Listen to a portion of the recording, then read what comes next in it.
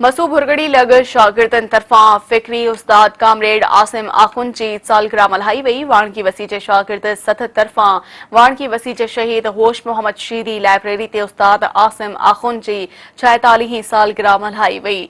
तक़रीब में क़ामरेड अली अहमद, असीम खान, ॾियूं कुमार, संतोष कुमार, ताजनमल, क़ामरेड अफ़ज़ल, साईं भंवर लाल, सुहेल अहमद, सुनील कुमार ऐं ॿियनि शिरकत कई।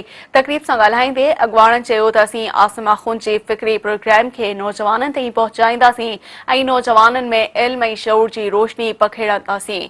हुननि चयो त ही तक़रीब अदबी संगत जी मुकमल सहकार जे करे मुनक़द करे मुमकिन थी सघे।